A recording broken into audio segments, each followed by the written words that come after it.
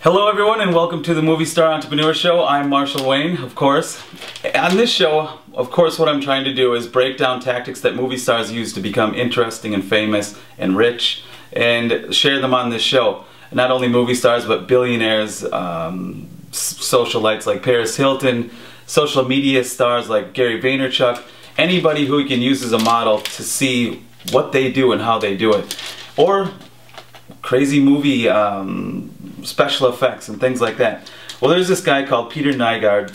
I get Forbes Magazine and things like that. He's a badass. He's not a billionaire. He's worth around $780 million. He's from Canada and runs a huge clothing empire. Well, the title is He Answers to No One. Peter Nygard lords over the largest women's apparel maker in Canada. Charges of sexual harassment and labor violations have hounded him for years, but critics and plaintiffs pay dearly. Now, actually he's worth $877 million. He's got this amazing house in the Bahamas. It's not a house, it's a 150,000 square foot compound. It's extraordinary looking. Anyway, a lot of things you'll notice with people who become rich and famous is that there's tons of controversy surrounding them. And you never know what's true. I mean, this guy has so much around him, sexual harassment charges, that he probably is kind of an asshole, or a big asshole, depending, but listen, it's not my place to judge. He clearly can deal with his own problems. But I just thought, I mean, how many times do you get just little emails where people piss you off and you think, man, I hate getting those emails. Imagine if you get those things in the form of lawsuits rather than emails or YouTube comments or Facebook comments on your video. What if those were lawsuits constantly instead? That's what billionaires deal with all the time. So it makes me think. Or I was thinking about Hillary Clinton the other day when the WikiLeaks fiasco came out, right? She, as the Secretary of State, has to call 100 or 200 world leaders and tell them, I'm sorry this happened, I'm sorry that you found out that I was spying on your country like crazy, because the State Department is the head of the CIA and many other things, but the CIA would be our spy agency that she would use.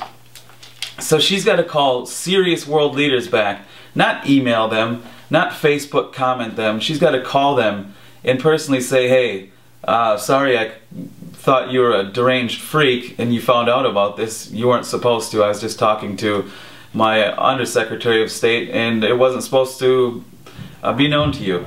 But she's got to call and apologize like that. And I think that's, I always look at the people that are at the very top of the echelon and think, what if I had to do that? And since I don't have to do that, what do I have to do? I have to get back to people on email who say, why isn't my order here yet? And I say, listen, with my business as an Iraqi dinar dealer, sometimes it gets held up with customs, sometimes it gets, partial orders get stolen, get ripped open by FedEx employees that work in other countries, and they're not as savory as we are here. Is savory a word? Unsavory, savory? Yeah, you get my idea. But then I realized I don't have shit to do. I mean, I don't have any like crazy tasks to perform. It's really simple. It might be difficult in comparison to some things my friends do or other internet marketers that I know do.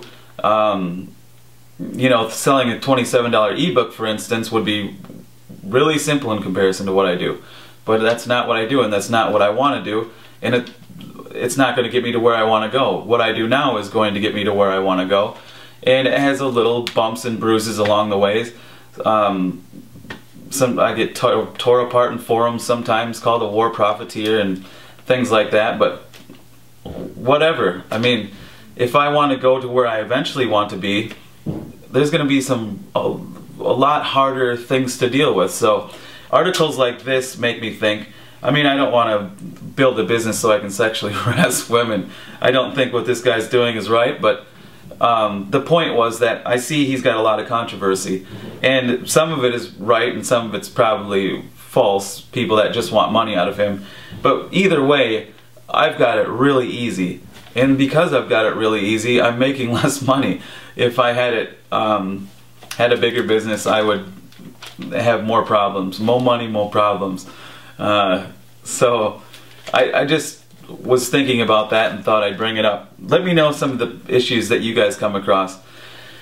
You know, afraid to put out a video or a launch video because you're scared of people saying, oh, that's shit, or I could have found out that same stuff on YouTube, or you can get that for free in a $27 ebook and you're charging me $1,000 for it. Stuff like that. Let me know any things that you may come across. So, see you guys tomorrow.